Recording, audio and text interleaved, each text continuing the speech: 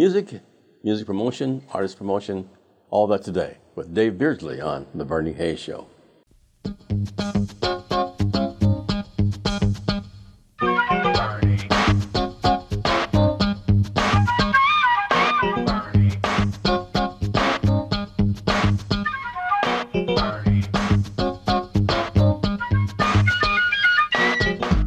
Welcome back. I'm Bernie Hayes. This is The Bernie Hayes Show here on NLEC TV.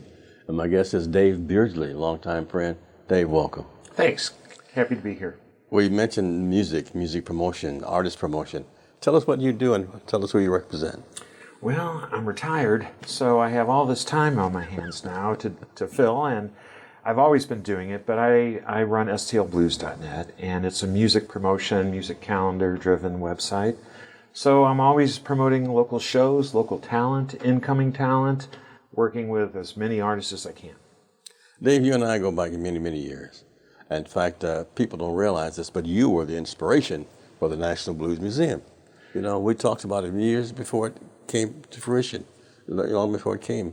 And that was the backbone. You were it.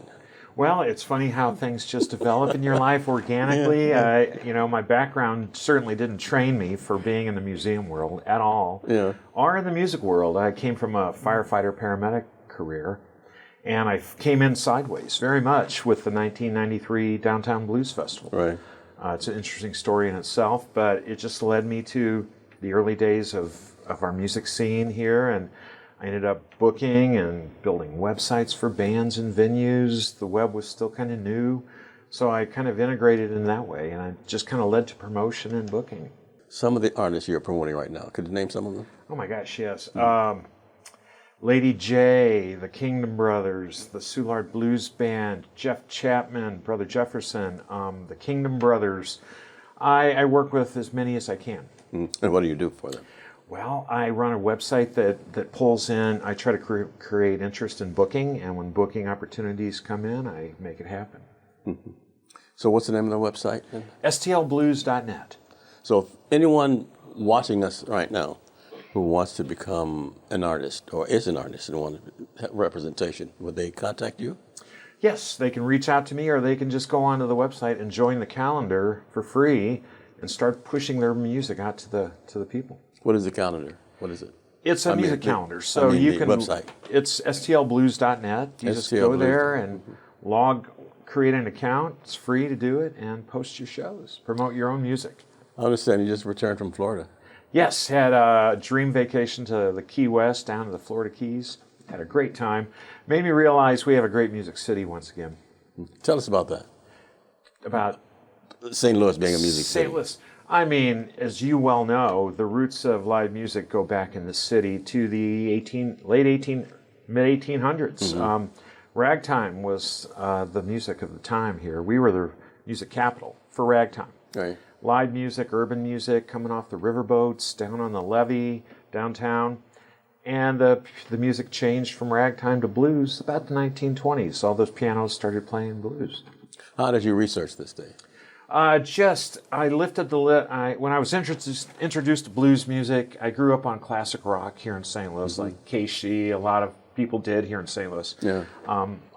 And I lifted the lid off the background, where the liner notes took me. And it took me into the blues, and it was a history lesson for me. Okay, that's interesting, really interesting. Yeah. So had you been listening to the music all the time, or did the liner notes take you to certain artists? Actually, a buddy of mine took me out and showed me what a great blues town we were living in, and I was just kind of oblivious to it. I was into the rock and roll scene, and once he did, there was no turning back for me. It's like the blues had a baby and named it rock and roll, as Muddy said. Yeah. I went to the blues from then on. Okay. Yeah. So what are some of your favorite artists that are here now and prior? Oh my gosh. Well, I had the great pleasure of befriending and getting to know some of the legends of St. Louis, like Oliver Sane and Johnny Johnson and James Crutchfield and Benny Smith, and dear departed friends that really were my introduction to the blues. But it continues on. The legacy is rich and deep in this town, so they inspired so many to follow them. So my music followings are varied. I mean, I chase music all the time when I'm in town. Everybody. I like to catch as much as I can, and it's impossible. There's so many good shows going on the same night. You just can't do it. Okay. Now, STL Blues, the website itself.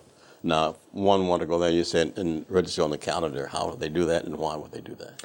Well, it's an old website. So if you like Google rankings and you do Google searches, say you're coming to St. Louis and you Google St. Louis blues music, we pop way up at the top of millions of websites because primarily we're 25 years old, I think. We're like grandfathered in over at Google. And we've been around so long that so many people point to us. We have all this inbound traffic. We get thousands of daily visitors looking for live music of St. Louis. So if you're a band and you want to get people to come to your show, or you run a music venue and you want to fill some seats, it's a free way to let people know. Tell me how that works, Dave. If I'm a band, I'm in Chicago, San Francisco, Detroit, Sure. and I want to work in St. Louis, would I also go to your website? Sure. Well, if you want to find where to get booked, you can just look at the calendar and see all the clubs. Your calendar. My calendar is the clubs of St. Louis are listed there, so you can find out the blues clubs. And then as a band, you can contact these clubs because they book blues bands. Okay, how would one reach you again? Tell us about Well, the you website. can reach me off my website, stlblues.net. You can reach me on my email there, and I have a Facebook page, Dave Beardsley. There's a Facebook, stlblues.net. You can reach me both ways through direct message. That's probably the best way to reach me. Okay. St. Louis Blues, did they get you confused with the hockey team?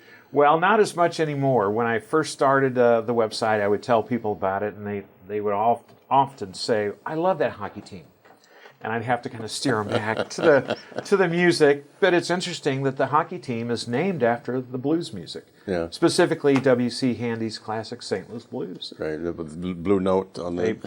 They wear that blue note and logo. play that song every game still. Yeah. To this day. So the distinction between your hockey club and your website is very so similar. So once again, maybe Bob can show your website and what it is, St. Louis Blues. Sure. And if you're a band, like you'd mentioned, Blues.net, yeah.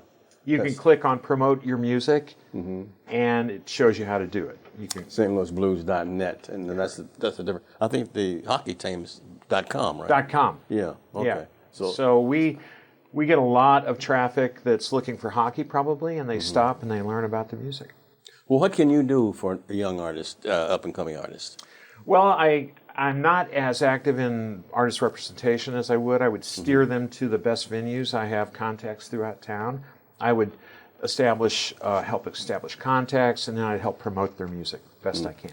Do these contacts recognize Dave Beardsley? Thank you for steering them to them. I get enough thanks. That's what keeps me going. I know that some of the artists appreciate what I do. That's all I need. Well, are you a musician, Dave? I'm a bad musician. I'm a really good Tell us promoter. about your music. Well, I went in at the age of 60 down to Gravity Strings, and I bought my first guitar at the age of 60. And I've been struggling with it ever since.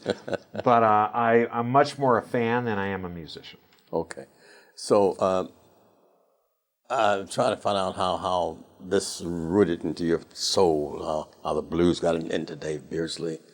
It's just from it touches me. I think the blues is a feeling. It's often described as, and I think it reaches anyone. A lot of people don't even know they like the blues. They have a preconceived notion that it's a Delta sound, and then they realize they've loved Eric Clapton their whole life. And so there's so many flavors of blues that I used to love to take people through the Blues Museum, and they'd come in not knowing what the blues are, and they'd realize they knew all along. They'd been listening all along. Okay. We're talking about the blues specifically with Dave Beardsley of stlblues.net here in St. Louis, Missouri. And we're at the New Life Evangelistic Center, 2428 Woodson Road in Overland, Missouri, where Reverend Larry Rice has been helping folks for more than 52 years. We'll be right back with Dave Beardsley after this. It's so easy to get tired out, burned out, and worn out, and that's why we have to let the rivers of living water flow over us and believe that God is doing a new and great work at this time, standing up to the oppressors that come from every different direction, having God wash us from clean from all the fears, the worries, the uncertainties, the what-ifs, and stand up for justice at this moment. Justice doesn't mean just us. It means letting the rivers of living water flow through us as we get in touch with God. This past week, I've been reading a book on George Washington Carver, a great man who had every excuse in the world just to kind of go through life. But instead, when he saw a problem, he cried out to God and believed Him for a solution. He cried out to God at a young age, said, Lord, show me your universe. And He said, it's too great and too big for you. Well, Lord, show me man, how he's made up. He said, that's too big for you. And then he said, Lord, show me a peanut. Show me how a peanut's made up.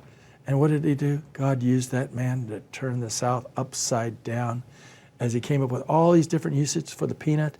And instead of just growing cotton, they started growing peanuts. And He started showing usage for sweet potatoes and so many other forms of vegetation in life. One man calling out and letting the wisdom of God flow in him and through him. This is the first day of the rest of our lives. So let's give the Lord our life, not our excuses. Let's believe Him, like George Washington Carver did, to do exceedingly abundantly beyond we can even ask or think. This is a glorious day, and He's promised to release His unlimited power in us. He says, ask, it shall be given you. Seek, and you shall find. Knock, it shall be opened unto you. He tells us in John 14:12, behold, I tell you the truth. If you believe in me, Jesus said, you can do the very works I do. Yes, even greater things. I'm going to the Father. Whatever you ask the Father in my name, I will do it. George Washington Carver did that. You and I can do that. We can see the unlimited unlocked in our lives as we stop whining and start becoming winners and let the power of God flow in us and through us. When you partner with New Life Evangelistic Center, you impact so many people. The economy in this country is really hurting so many all over. And we're seeing the number of people who are experiencing homelessness rise. You can make a difference today by giving your gift online at newlifeevangelisticcenter.org. newlifeevangelisticcenter.org. Make a real big change in the lives of so many. Welcome back. I'm Bernie Hayes. My guest is Dave Beardsley, and we're talking about the blues. The blues. Dave, you were affiliated with the National Blues Museum for a long time. Yes, I was fortunate enough to be involved with Mike Cosiella in his event called Blues Week, Sure. a major festival of the blues here in town. And that kind of organically led to the National Blues Museum. Right. It's interesting how it did, but it was at the right place at the right time. Yeah, and you were there. You and I Mike. was there. You and Mike. Yeah. We had lunch one time, long time ago, and you talked about us having a blues museum. Do you remember that day? I do. Years ago. I do. You know, you never think things like that will become a reality, but first you have to conceive it before you achieve it, kind of thing. And the seeds were kind of planted then. Yeah. In my column at the St. Louis American newspaper, I used to talk about the different genres of blues. You know, at one time, blues was blues. Johnny Taylor was considered a blues singer. You know, Muddy Waters a blues singer nationally, Howlin' Wolf, you know. But also Aretha Franklin was considered a blues singer. So tell us about the different variations of blues, Dave. How the genres separated. Well, it's kind of like rock and roll has all these subgenres, you know, yacht rock to hard rock to metal. Blues is somewhat the same. The origins of blues have much more of a southern acoustic delta feel, front porch kind of sound, acoustic in nature. If you think about a guitar meets a harmonica, that's kind of in my mind, the early origins were these instruments that were affordable, easy to acquire and get together. And being that it was a southern sound, Memphis blues had its own soul sound, and as the blues made its way north, like when it landed in St. Louis, it met the piano. When it went up to Chicago, it went electric. So all these things, the timeline of the blues impacted the sound of the blues, in my opinion. So what separates the Delta blues from Chicago-style blues? Well, Delta blues is generally more acoustic, more raw of a sound, especially when you get into hill country blues, which is its own subgenre of Delta blues. Yeah. So there's a lot of slices to the pie, and some people are purists and they love that original Delta sound, going back to Robert Johnson. Other people are more into the electric blues, and say Joe Bonamassa are some of the current, Gary Clark, some of the current players. How did the Caucasians infiltrate the Delta blues scene or the blues scene at large? I think musicians, regardless of the color, were just attracted to the roots, the origin. I can name a couple local people. Bob Case comes to mind. who made it a mission in life to go track down people like Mississippi Fred McDowell and study at the knee of the masters. They wanted to learn from the first generation blues players. Yeah. Going Down Slow is one of Yeah. the songs that come to mind when talking about the original blues. I used to wonder why white people would gravitate to the blues, but they've been listening to it all the time. It seems, have. you know. They have. And the blues are the roots, to kind of paraphrase Willie Dixon, and everything else, modern American music really evolved out of that sound. And I think musicians want to get to the root. Yeah. They lift the layers off, and they often want to get to the root of it all. I notice St. Louis being polarized in so many areas, the country being polarized in so many areas, but musicians, they don't care about color.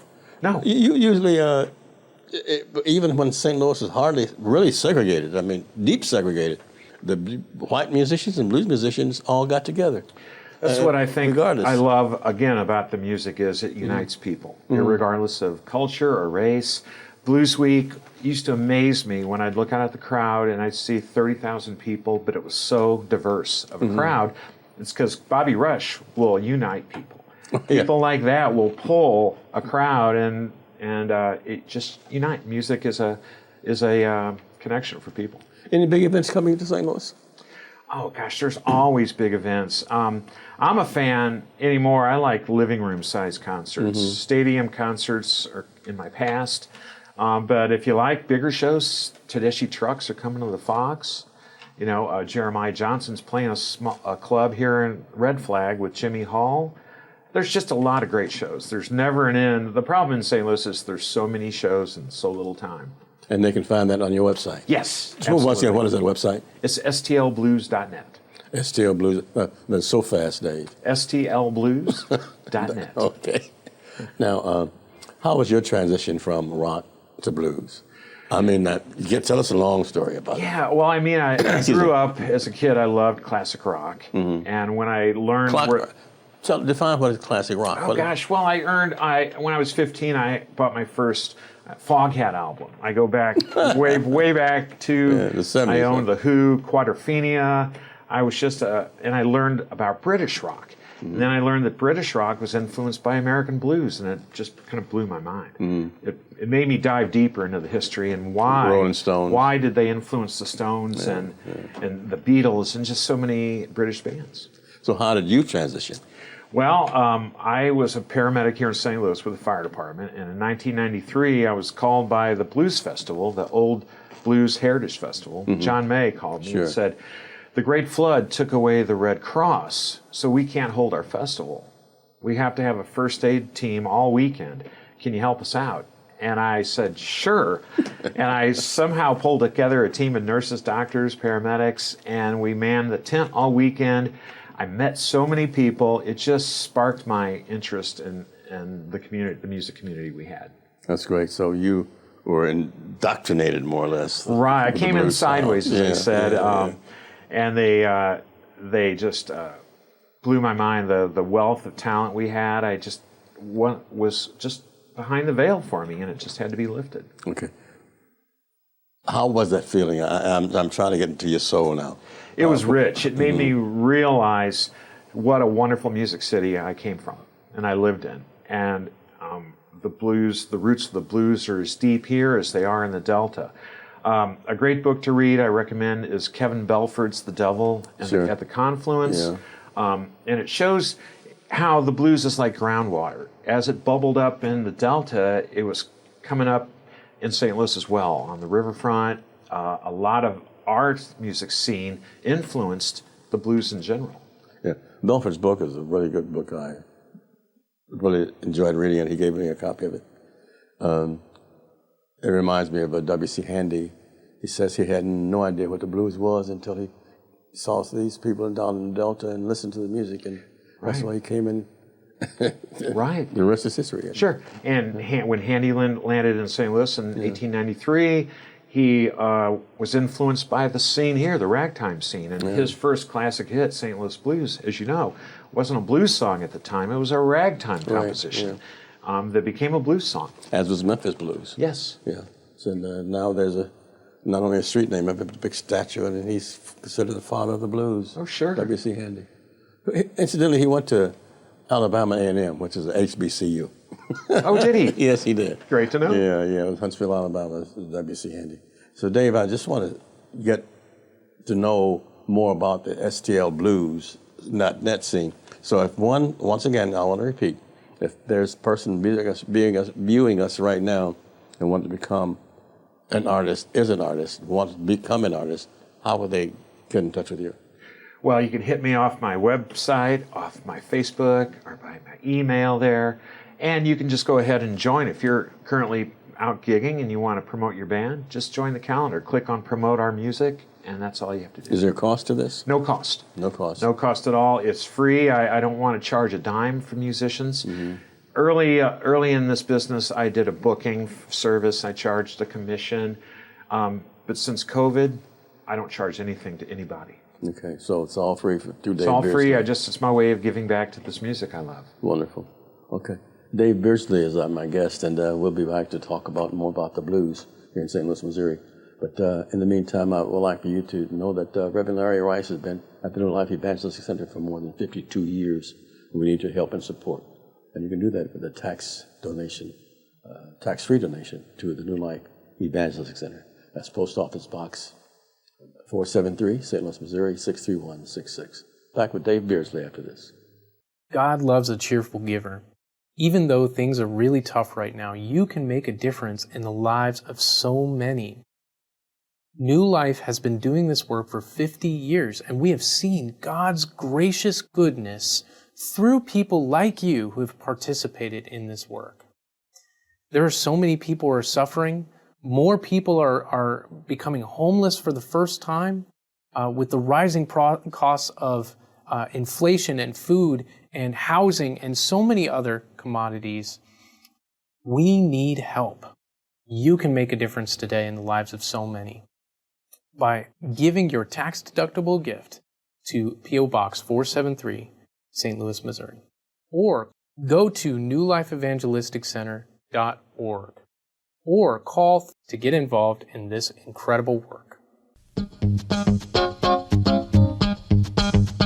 Today's subject, B.B. King, Roddy B.B. King. Born at a plantation in Itta-Benny, Mississippi in 1925, he moved to Memphis, Tennessee in his early 20s with the intention of making his living playing the blues. Roddy B.B. King has been called the king of the blues and ambassador of the blues, and indeed he has resigned and reigned across the decades as the genre's most recognizable and influential artist. His half-century of success owes much to his hard work as a touring musician who consistently logged more than 200 to 300 shows a year, and he managed to change with the times while attending his blues roots. As a guitarist, B.B. is well known for his single notes played on the hollow blues guitar, Gibson guitar. B.B. King died May 14th, 2015. He was 79 years old. B.B. King.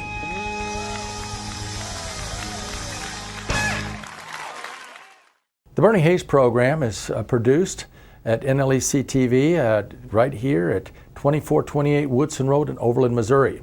It's our new headquarters since they closed the 1411 Locust building. In addition to that, trying to help so many people through a wide variety of safe houses, training programs, transportation assistance, so many ways people are getting help because of all of you that are supporting the work of New Life Evangelistic Center.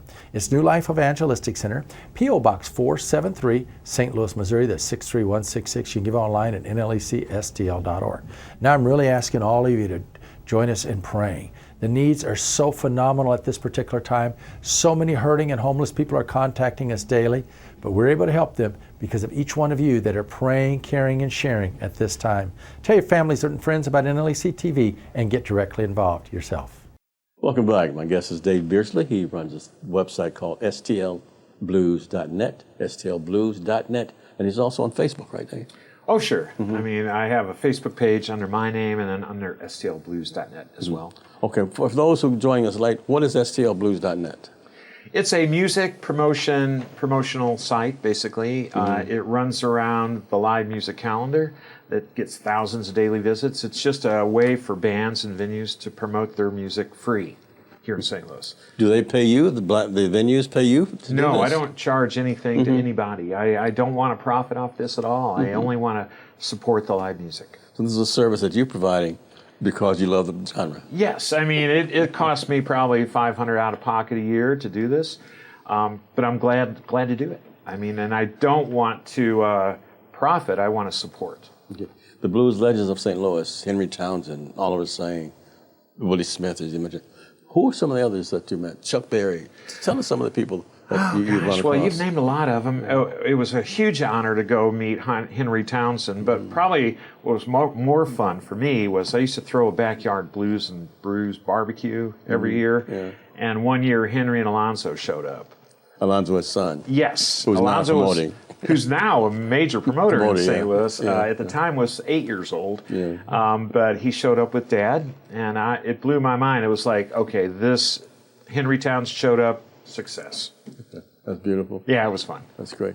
So those who wanted to pursue a career in music, specifically in blues, they would call Dave Beardsley. Get in touch with Dave Beardsley through stlblues.net. Correct. Okay. Now, don't confuse that with stlblues.org, right? Or stlblues.com. .com. Yeah, Okay. that's some hockey team. Yeah, some hockey team here Yeah. with a blue note on the chest. So, They're named after the blues, though. yeah. That's what I love. But you had it first. yes. Yeah. Yes. That is interesting to know. That's very Yeah, and interesting. I think I was able to get it because, again, this was back when the internet was still new, and I don't think they had time to figure it out and to buy all these names up. So I was able to get that domain, and I've hung on to it ever since. That's great. Anything you want to say that I haven't asked you about, Dave, or any people that you met you want us to know about? Anything? Well, keep an eye out on, like, superstar Dylan Triplett. Dylan, okay. He's one of his career... Little Dylan. At one time. At one time. He sat in with Carolyn Mason at the Blues Museum. Yeah. You may remember this. He's now out on world tour. Yes. He's playing Brazil. His career has just exploded. Marquise Knox, Jeremiah Johnson, Matt Lesh, these young up-and-coming talents. Yeah. Matt Lesh is interesting. Matt was so laid back and in the background until you hit the guitar strings. Man, it's on fire. Very, very humble, genius behind the guitar. With his little round hat on. Prodigy. He is an absolute prodigy. As you know, Big George saw him and they hooked up, and Big George Brock. Big George Brock and this young at that time 16, 17-year-old made for a very powerful show. He mentored under Big George, and now he's out playing with Little Dylan, or Dylan Triplett. And Keith Knox, formerly Marquise Knox, and Marquise was also a child prodigy. Oh, sure. Yeah. I had the pleasure of knowing Marquise since he was a young 15, 16-year-old. Already knew he was destined for superstar. Yeah. He's since opened up for ZZ Top on tour. He's doing really well out there. Yeah, I've had the pleasure of knowing Marquise was a young boy. Yeah. 15, 16 years old. Yeah. There's so much talent here in St. Louis, Missouri. Oh, yeah. We're a very, very rich, culturally rich music city. We always have been. So we mentioned St. Louis, but East St. Louis, the whole metro area, Sure, is just rich with this. Oh, genre. sure. Yeah. East St. Louis, Lovejoy, that's where a lot of the blues performers back in my early days of blues music, you'd go over there to see them. Yeah. Or go over there to learn. If you were a young Mike Aguirre, you went over there to study and play with the masters. Sure. Albert King was over there. Albert King, Little yes. Milton. Yes. You know, all these different people. One of the legends we still have, Gus Thornton, still lives over there. Gus is still there, yeah. Gus Thornton, bass player. Yes. And I've been knowing Gus since he was a teenager. Right. Yeah. Well, Dave Beardsley, I want to say thank you so much for visiting with us and tell us a little bit more about the genre called the blues. My pleasure. Go out and support live music. That's the best thing you can do. If you love it, get out and enjoy it. And your website is? stlblues.net. Thank you, Dave Beardsley. Thank you. And we're at the New Life Evangelistic Center, 2428 Woodson Road in Overland, Missouri. I'm Bernie Hayes. Have a wonderful day and take care of yourselves and others. Thank you.